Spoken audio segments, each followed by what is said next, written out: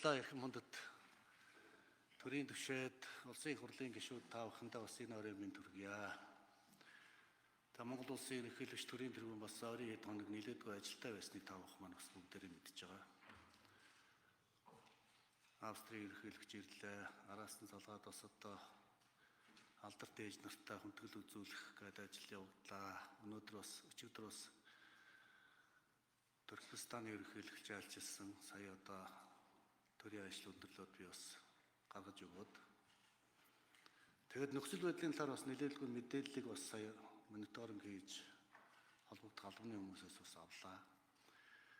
Тэгээд Монгол улсын ерөнхийлөгч төрийн тэргүүн төрийн ерөнхий арга дээд байгууллагын хуралд өөрийн биеэр оролцож зарим тодорхой бос зүйлүүд дээр өөрийн биеэр хариулт өгөх нь чухал болжээ гэж үзээд ерөнхийлөгч өөрийн биеэр орж ирж байна гэдгийг та бүхэндээ хэлье. За нэгдүгээрт Монгол улсын ерөнхийлөгч сонгогдсноос хойш Монгол төрийнхөө парламентд байнгын хүндэтгэлтэй хандж ирсэн. Та бүхэн бүгдээрээ мэдж байгаа. Байгуулагдсан хамтарсан засгийн газрыг бүх талаар дэмжсэн.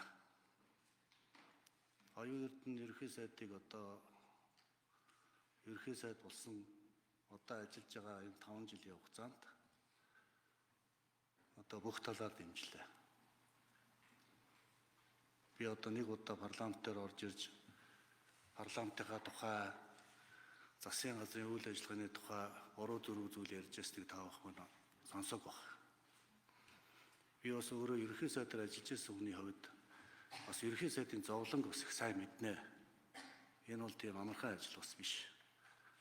Нэг ялангуяа одоо би чинь сар дахлын үед ажиллаж байсан. 4 жил ажилласан маш хүнд нөхцөлд бас заримдаа яс ангинахаар ийм одоо хэцүү ажил байдیں۔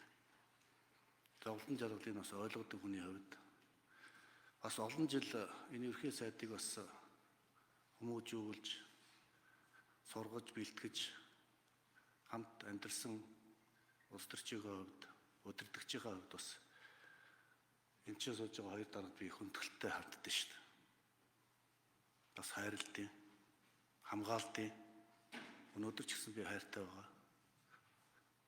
Тийм учраас одоо би хоо хүмүүсийн асуудлаар бол энэ ч янз бүрийн асуудал бол хөндөж ярих хүсэхгүй байна. Тэгэхээр би зарчмын хэд хэдэн зүйл дээр одоо хариулт өгье гэж бодож байна. За нэгдүгээрт хүн засаглахгүй, хууль засаглана.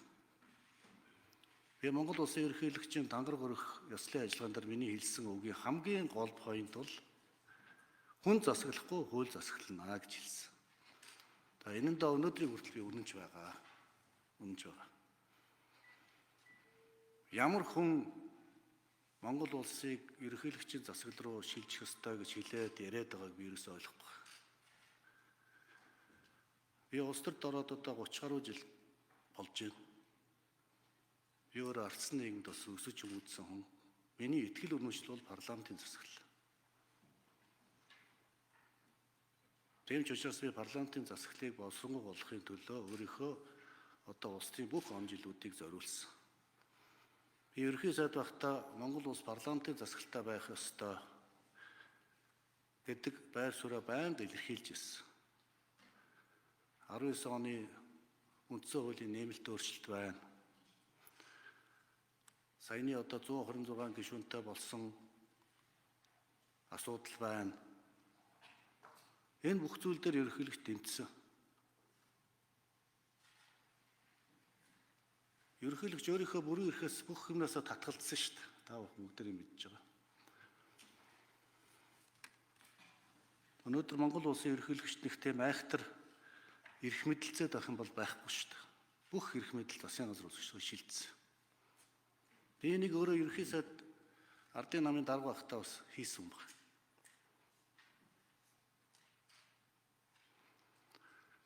Ерөнхий сайд өөрийнхөө засгийн газрын кабинетийн бүх гишүүдийг хэн нэгэн хүнээс хамааралгүйгээр өөрөө томилж чаддаг болсон. Өөрөө чөлөөлж чаддаг болсон. Ерөнхийлөгчөнд ямар ч оролцоо байхгүй болсон. Надад зүгээр л нэг мэдэгдэл би энийг тавьчих байгаа гэж хэлээд болоо.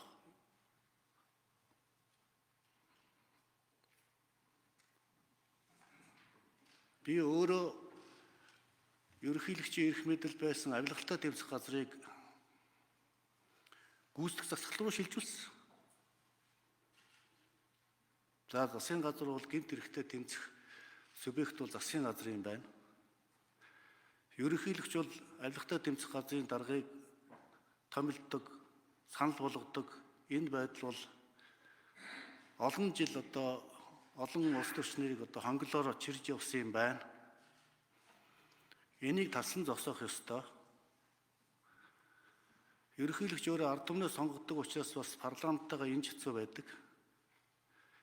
Манай нөхцөлд ерөнхийлөгч бол дээд танхимын үүрэг гүйцэтгэдэг шүү дээ. Тийм учраас авилгатай тэмцэх газрыг ерөнхийлөгчийн эрх мэдэл байлгах нь Монголын улс төрд энэ шудраг ёсонд бас нийцэхгүй юм байна.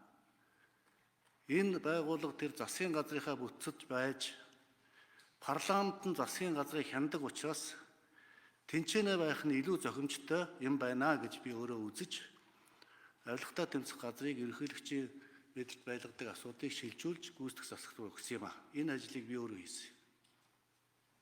Та бүхэн энийг мэдж байгаа.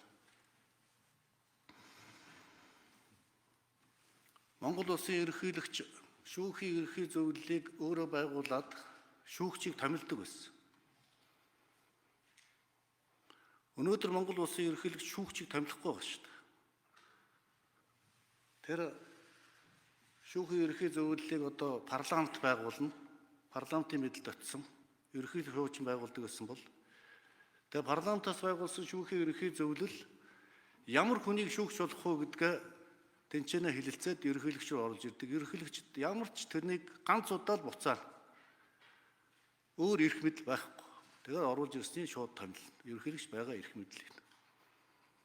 Тэгээ ийм л ерөнхийлөгч байгаа шүү дээ. Өнөөдөр төрийн тэргүүн хэн нэгэн хүнийг дарамтлаад засаг төрөө дарамтлаад байх тийм боломж ч байхгүй. Надад ганцхан юм л байд. Энэ бол ард түмний өгсөн итгэл найдвар байгаа. Ерөнхийлөгчийн хүч чадал бол зөвхөн ард түмний сонгосон сонголт үлдсэн баг. Тийм учраас би албан ёсоор нэг зүйл хэлье. Би өнгөрсөн жилийн 2024 оны 11 сарын 26-ны өдөр үе үндсэн хууль, шинэ үндсэн хууль, анх дугаар үндсэн хууль батлагдсны 100 жилийн ойгоор үндсэн хуульд өөрчлөлт оруулахгүй намайг ерөнхийлөгчөөр ажиллаж явах гэсэн албан ёсныхаа үгийг хэлсэн шүү дээ. Сая би өөрийнхөө нэрийн хуудсан дээрээс энийг алгажуулж тавьсан. Та бүхэн маань бүгд уншсан байлаа. Тэмүүжин гишүүнд бас талархал илэрхийлье. Зөв хүлээж авсанд. Манай ард түмний сонгосон сонголт бол парламентын засаглал. Энэ бол бидний үнэт зүйл. Энэ ардчлалын баталгаа бол парламент. Тийм учраас Монгол улсын ерөнхийлөгч парламенттай туйлын хүндэтгэлтэй ханддаг бөгөөд цаашдаа парламентын засаглалыг би байнга дэмжинэ.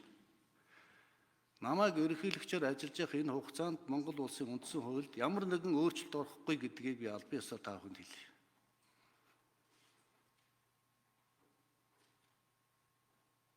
Би өөрийгөө дахиж 6 жилээр огт сонгохгүй. Тийм дабл стандарт байж болохгүй. Би энийг урдан танд хэлжсэн шүү дээ. Засгийн газрын кабинетийн гишүүд ч гэсэн би хэлжсэн. Одоо энэ одонтой сууж байна. Тийм ээ? Би дахиж сонгохдохгүй. Би олон гишүүдийн тухай асуудлаа ярьж байсан. Тэгээ намайг хэн дахин сонгоод байгаа юм бэ? Яагаад өнөөдөр энэ болж байгаа улс төрийн нөхцөл үйл байдал ерөнхийлөгчийн засаглал, парламентын засаглал гэж тис ондоо юм яриад ард түмний толгой эргүүлээд төрийн эрх барих дээд байгууллагын гишүүдийн тарих толгойг эргүүлээд асуудлыг өөр тийш нь хандуулаад хариуцлагаас зүгтэх гэдэг юм. Би зарчим ярьж шүү. Би энэ хоёр дараыг хүүхэд байгаас нь авахуулаад зарчимтай байгаараа л гэж байнга захиж ирсэн. Хулгай дээрмээс хол байгаараа. Хулгай битгий хийгээрээ, худлаа битгий яриараа, хуурж битгий мэхлээрээ босдгийг гэж аминдаа ах хүний хувьд ч дарга удирдагчийн хувьд ч гэсэн энэ өнгөрсөн он жилүүдэд бүгдэнд нь захиж л ирсэн шүү дээ. Тэгээд захиас юманд арай хөсөрдүүлэхгүй байх би одоо хүртэл найдаж байгаа. Тийм одоо хүн чанаргүй зан авир, тийм эр хүний жудаггүй айш авир гарахгүй байх гэдэгт бол би итгэлтэй байна. Тийм учраас парламент ёсоо цааш нь улам бэхжүүлэхийн төлөө л бүгдээрээ ажиллана. Нэгдүгээр асуудал би маш тодорхой хэллээ шүү. Ард түмэндээ бас хэлж байна.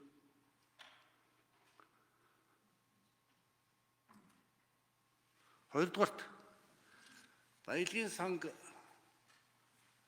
ерөнхийлөх санаачилсан юм аа. Энэ нэг өнөөдөр санаачилсан зүйл багт биш. Би ардын намын дарга өгөөд ерөнхий сайдаар ажиллаж байхдаа 2019 оны үндсэн хуулийн нэмэлт өөрчлөлтөөр үндсэн хуульд үндэсний баялагын сан байгуулна гэсэн заалтыг оруулсан юм. Нөхдөдтэйгээ хамт. Би энэ заалтан дээр үнэнч байгаа. Би одоо өөрөө ерөнхий сайдаар ажиллаж энэ улс орны нөхцөл байдал амьдрал хүнд байгаа учраас парламентаар орж ирээд нэг ил задгаа үг хэлдэггүй шүү дээ. Ихэвчлэн одоо үндэсний аюулгүй байдалтай холбоотой асуудал хаалттай хуралдаан дээр л таавахын хэлдэг. Би Баялагын сангийн талаар энэ өнгөрсөн мэдээлэл дээр маш тодорхой хэлсэн. Баялагын сангийнхаа хуулийг гаргачлаа одоо та нар зоригтой ажиллаа хий. Наад Баялагын сангийнхаа ажлыг шуурхаа явуулаа гэж би парламентд хандж үг хэлснийг та бүхэн маань бүгдээрээ сонсч ирсэн биз дээ энэ чинь. Тэгээ Монголын газрын баялаг бол ард түмний өмч байх ёстой. Энэ бол миний хүүхэд байхаасаа төлөвшөд тогтсон миний үндсэн философи. Энэ байгалийн баялагийг чинь хэн нэгэн компани бүтээж байгаагүй. Энэ чинь бурхны бүтээл. Тийм учраас Монголын ард түмэн байгалийн баялагаасаа ижил тэнцүү хүртэх ёстой. Монголын ард түмний өмч болсон байгалийн баялагийг хулгай хийж авсан этгээд бол энэ баялагийг буцааж өгөх ёстой. Ард түмэн баялагтай эзэн байх ёстой. Би одоо 2018 он санаж миний одоо ерөнхий сайд байхад оюун эрдэнэ маань миний хэрэглэх газрын дарга ажиллаж байсан. Тийм ээ? Би оюун эрдэнэд одоо томилт бичигөө чи тэр Норвегт очиод тэр Норвегийн баялагын санг судлаад ир гэж явуулж ирсэн шүү дээ. Тэгээ оюун эрдэнэ судалж ирж ирсэн. Тэгээд баялагын санг гэж одоо ийм чухал зүйл байд юм байна ерөнхий сайдаа гэж надад танилцуул. Тэгээд за одоо энийг чинь одоо хийх ёстой. Үндсэн хуулийн нэмэлт өөрчлөлт оруулъя гэж ингэж баялагын сан бий болсон шүү.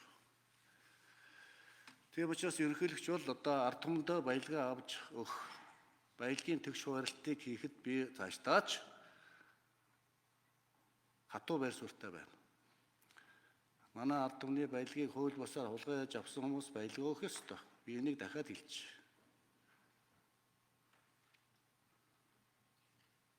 Энэ миний философи. Тэр үндсэн хуулийн нэмэлт өөрчлөлтөд үндэсний баялагын сан байгуулах тухай асуудал бидний санаачлагаар орсон юм. Тэрнээс биш одоо нэг тийм соо шинээр бий болчихсон асуудал биш ээ гэдгийг одоо бас би нэг хэлье гэж ингэж бодсон юм аа. Тэгээ Монгол улсын ерөнхийлөгч бол одоо 3 зүйл дээр их санаа зовж явдаа. Би урд нь ч та бүхэндээ хэлж ирсэн. Энэ бол нэгдүгээрт Монгол улсын тусгай тогтнол. Хоёрдугаарт улсын аюулгүй байдал. Гуравдугаарт манай ард түмний эв нэгдлэгс. Энэ 3 зүйл бол одоо төрийн тэргүүний үйл ажиллагааны үндсэн 3 зарчим. Та бүхний маань ч гэсэн үйл ажиллагааны үндсэн 3 зарчим. Тэгээ сүүлийн 20 хоног харлаа. Энэ годам талбайд юу болж байгааг та бүхэн маань бүгдээрээ анзаарч байгаа. Би ерөнхий сайдад их хурлын даргад нэг зүйлийг хэлж байгаа. Та нар энэ ард түмээ сонсооч ээ л гэж.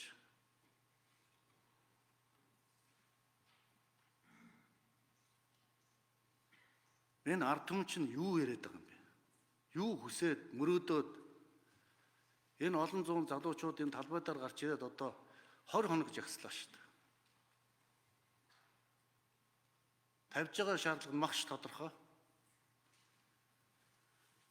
Тэгээ Монгол улс бол арчилсан засаглалтай парламентыг ард түмэн сонгодог. Тийм учраас ард түмний чинь төлөөлөл болоод залуу үеийнхэн чинь гарч ирээд шударгаас тогтоох тухай, хариуцлагатай байх тухай хатуу шаардлага тавьж яхад яагаад энийг сонсохгүй ингээд хараагүй юм шиг, сонсоогүй юм шиг энэ залуучуудын тавьж байгаа шаардлага шал анги юм энэ яриад байна. Асуудлаа тодорхой яриач та. Олон түмэн чинь одоо 20 хоног хүлээлээ шүү дээ. 20 хоног энэ талбай дээр юу болж байгааг та бид нар бүгдээрээ харлаа. Хаана юу, ямар жагсаал цуглаан болж байгааг бид бүгдээрээ мэдчихэж байгаа шүү дээ.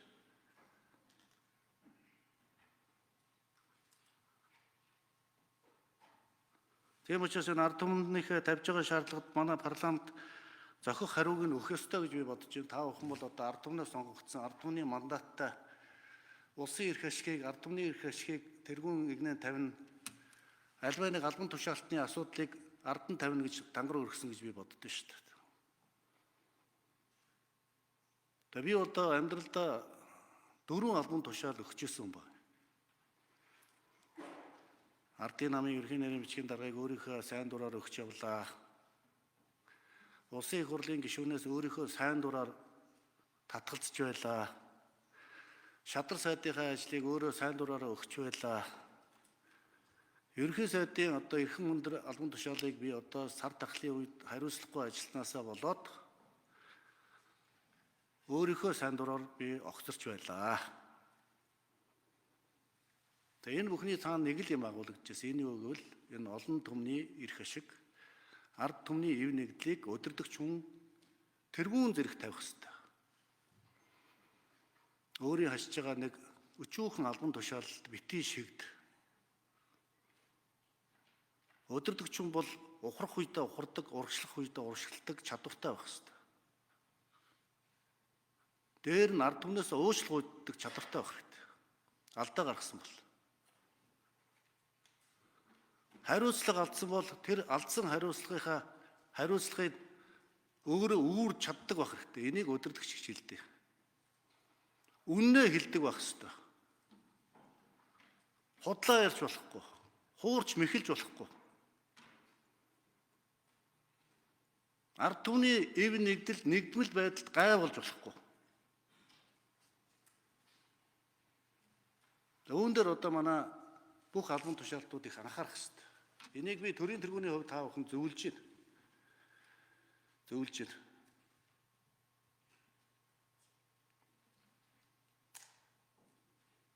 Хүмүүс намайг хараад их цайм залуу хүн гэж боддог юм шиг байна. Би одоо улс төрд 35 жил явж байна.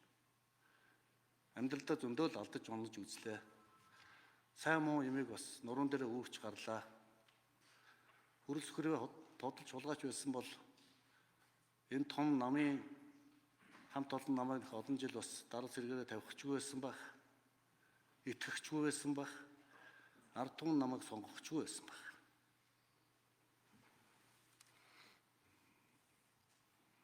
Би өөрийнхөө албан тушаалыг хизээч бусдад худалдаж байгаагүй. Би улс орноосоо хэдээч хулгай хийж байгаагүй.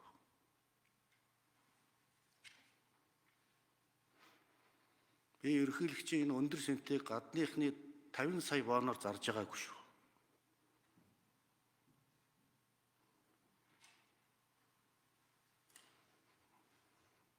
Би 5 нам дамжиж амьдраагүй. Би эхнэрээ солиогүй. Намаа солиогүй. Нөхдөс урваагүй. Дээр нь би эх орондоо хайртай. Тэгээд хамгийн эцэст нь бол Монгол улсын төрийн тэргүүн ерөнхийлөгч ард түмнээс сонгогдсон. Би ард түмнийхээ талд бат хатуу зогсон шүү гэдгийг хамгийн сүүлд нь хэлье. Би өнөөдөр энэ ард түмний тавьж байгаа шаардлага энэ олон зуун залуучууд өдөр шөнөгүй өөрхий энэ талбай дээр ирж сайн дураараа хүсэл зорилгоо илэрхийлж эрх чөлөөгөө эдэлж байгаа шудраг асыг хөсөмжилж байгаа энэ хөсөмжлийг хангахын төлөө би явна. Би ард түмнээс хязгаарч урахгүй. Би ард түмнийхээ тал зогсон шүү. Энийг одоо эцэст нь та бүхэндээ хэлье. Төрийн тэргүүнийхээ үгийг та бүхэн маань сайн тунгааж зөвөр ойлгож асуудлаа шийдэх байхаа гэж би найдаж байна. Хамтарсан засгийн газар харамсалтайгаар ингээд өндөрлж байгаад би одоо их харамсаж байна. Би энэ засгийн газрыг тултлан дэмжсэн шүү. Надад ямар боломж байна, би бүгдээрнгээр нь дэмжсэн.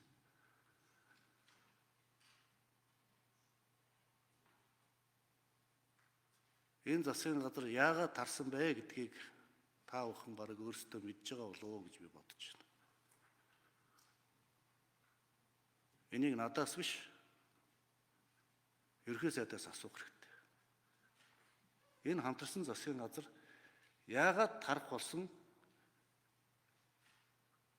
Хэн энийг тараах санаачлаг гаргасан юм бэ гэдгийг холбогдох хүмүүс өөрсдөө хариулах нь үнэнд нийцэх болов уу гэж би ингэж бодож байна. Тэгэд ард түмнийхээ үгийг сонс. Та бид нар одоо өдөр шөнөгүй алчил ярьдаг шүү дээ.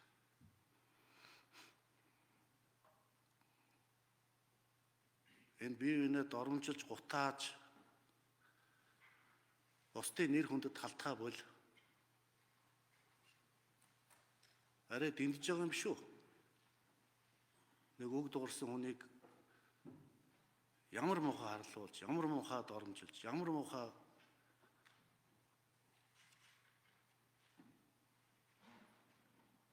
хүнд байдалд оруулж байна. Эрэгтэй эмэгтэй гэж тоохгүйгээр. Тэг ийм юм хийж бид нар ардчлалын тухай ардчлалыг хамгаалж гинэ гэж ярьж болж байгаа юм уу?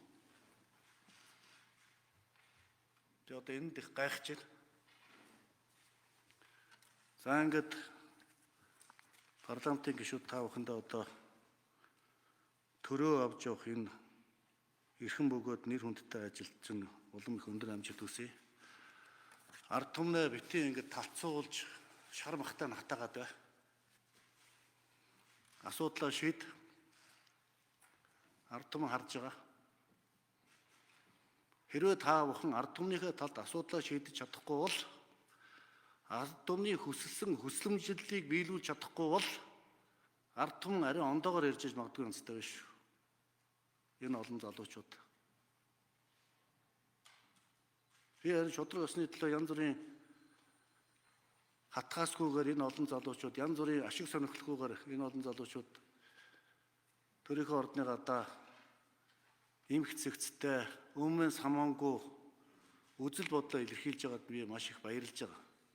Манай залуучууд их ондоо болсон юм байна. Их ухаалаг болсон юм байна.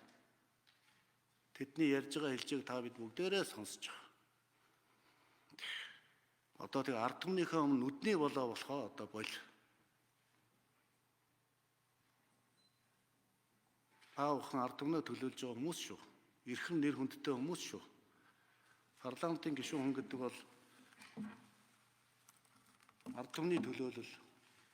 Энэ эрхийг та бүхэнд ард түмэн өгсөн. Тийм учраас ард түмнийхээ талд зогсож бай.